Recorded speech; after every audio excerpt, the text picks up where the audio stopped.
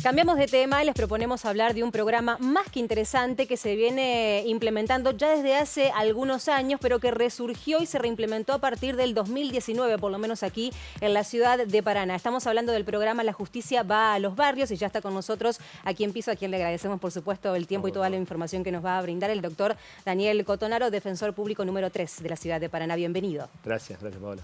Bueno, en principio comentar a grandes rasgos cómo viene funcionando en este último tiempo, en estos últimos meses, este programa específico. Sí, bueno, como vos bien decías, es un programa que tiene varios años, que tuvo un relanzamiento en el año 2019 y a partir del contexto sanitario, nosotros el año pasado, en marzo del año pasado, consensuando un poco entre todos los actores del programa, decidimos poder implementar los canales virtuales. Si bien el programa, obviamente que su esencia es lo barrial, es lo territorial, atento el contexto de pandemia, la idea era poder continuar intercambiando con la gente y recibiendo sus consultas y poder evacuar sus problemáticas.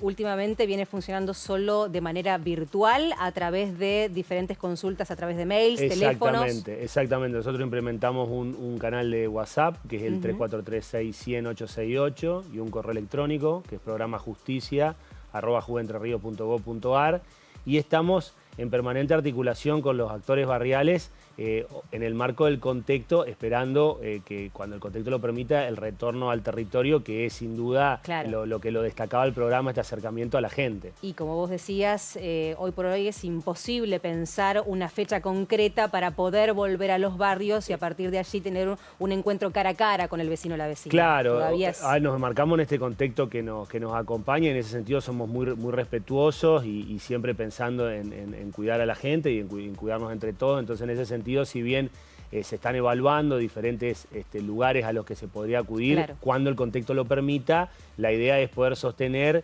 y volver a dar a conocer estos canales que realmente han venido funcionando muy bien y que la gente en el contexto se ha ido cada vez incorporando más y las consultas en ese sentido han ido creciendo. Ahora, la Defensoría sí viene trabajando en casos específicos de manera presencial. ¿Cómo lo están abordando? Sí, nosotros desde las Defensorías, si bien con todos los protocolos y también enmarcado en la política sanitaria del edificio de tribunales, tenemos audiencias presenciales, es un número limitado y con los cuidados necesarios, y en ese sentido también siempre reevaluando en el marco de las medidas y intercambiando también con los especialistas respecto a cómo seguir adelante con la situación, más allá que también se implementó de la Defensoría un canal de WhatsApp hace ya un año para consulta y solicitud de turno. En los primeros meses de la cuarentena estricta el año pasado se vio un fuerte incremento en la cantidad de casos de violencia, que de alguna manera también se reflejaron en la cantidad de denuncias que ustedes comenzaron a recibir. ¿Qué es lo que pueden percibir en los últimos meses? ¿Esto se sostiene o hubo una modificación en relación a las denuncias en este sentido? No, sin duda lo importante para la gente es la incorporación de las herramientas y la visualización de la temática. Creo que en ese sentido es importante la política que se ha generado en poner en el contexto los diferentes canales. En algún momento se restringió un poco más algunos canales, se implementó también para la denuncia de violencia un formulario, que es una alternativa más, porque obviamente que la gente se acerca a la comisaría, se acerca a la fiscalía, esos son los lugares que ellos conocen y se ha incorporado, pero bueno, siempre poniendo también otras herramientas para poder abordar una problemática que sin duda es una problemática creciente, pero creo que el Estado en ese sentido ha hecho una tarea importante en ir visibilizando la importancia de la problemática e incrementando los recursos para atenderla. Y hoy por hoy, ¿cuáles son las principales consultas que les están llegando, más allá de las cuestiones específicamente de violencia? Sí, generalmente las consultas pasan por temas de familia, obviamente lo que es alimentos. Tuvimos mucha consulta de régimen de comunicación el año pasado cuando las primeras restricciones, porque había mucha duda de la gente cómo trasladar al niño. El niño estaba con un papá, cómo iba con la mamá, los intercambios entre jurisdicciones. Eso fue un tema de consulta muy fuerte, tanto en el programa como en la Defensoría. Una vez que de alguna manera la gente incorporó más la normativa, eso mermó, y siempre igualmente el tema alimentos es un tema que primordialmente es el que se consulta. Preguntarle fundamentalmente por esto último que estaba mencionando, por el régimen de comunicación. ¿Se esperan y se aguardan nuevas medidas que seguramente tendrán nuevas restricciones para la mayoría de las provincias? Santa Fe ya determinó restricciones de circulación, por ejemplo. Si hay un régimen de comunicación, que seguramente lo habrá, entre Paraná y Santa Fe, por ejemplo, ¿qué documentación deberá presentar para poder trasladar el menor o la menor en este caso de provincia a provincia. Bueno, eso siempre es importante, estar atento no solo a las plataformas nacionales en cuanto a la solicitud de permiso, sino, como siempre hablamos con la gente, la cuestión específica de cada jurisdicción, porque al tener esta política, hay medidas en Santa Fe, seguramente a nivel nacional o en la provincia va a haber una serie de medidas próximamente. Bueno, siempre hay que estar atento a eso, si bien creo que es fundamental, más allá de la normativa, la comunicación y la articulación. ¿Por qué? Porque con más razón esto potencia que realmente tiene que estar muy aceitado el diálogo y el intercambio entre los padres para hacer efectivo un contacto.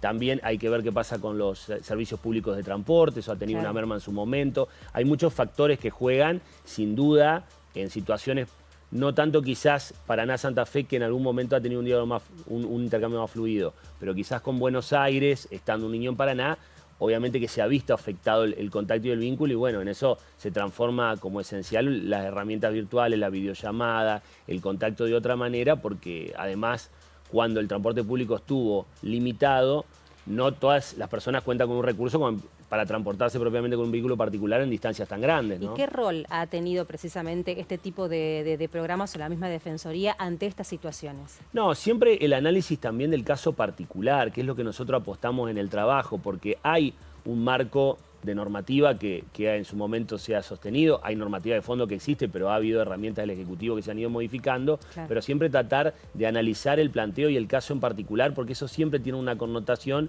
y nosotros siempre decimos que no es que hay una receta genérica para todos los casos, sino que muchas veces es ajustada a la circunstancia. Entonces, el poder tener ese intercambio con la gente, escuchar atentamente lo que plantea y ver las particularidades de ese caso, es lo que nosotros tenemos como premisa para poder dar la solución más adecuada a ese caso en particular.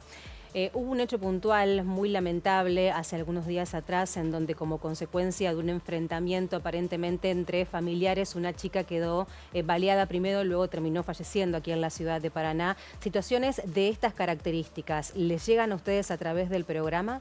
Sí, en general nosotros del programa, cuando se comunican cuestiones que tienen que ver con lo penal, uno de los actores es la Fiscalía, o sea que inmediatamente se acciona. Se hace la derivación. Claro, se hace de sentido, tanto como íbamos presencial como también por los canales de comunicación. Si bien se centraliza, después se deriva si es una cuestión propia de la Defensoría, si es una cuestión propia de Fiscalía.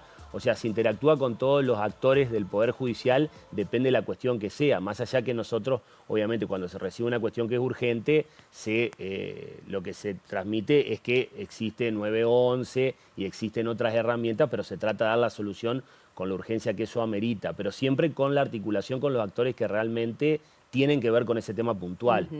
Recordemos entonces que por el momento va a seguir funcionando entonces de manera virtual. La justicia va a los barrios esperando nuevas determinaciones y otro contexto sanitario que permita nuevamente poder volver a la vinculación presencial. Sí, exactamente. Eso nosotros siempre estamos en reunión permanente y en intercambio para ver, no solo estar atento obviamente a las medidas que se implementan desde el Ejecutivo, sino qué lugares o qué lugares territoriales serían los potenciales para cuando realmente la situación lo amerite. Doctor, muchísimas gracias por su tiempo. No, por favor, toda la información. Estábamos charlando con el doctor Daniel Cotonaro, defensor público número 3 de la ciudad de Paraná, respecto de cómo viene funcionando el programa La Justicia va a los barrios aquí en nuestro territorio.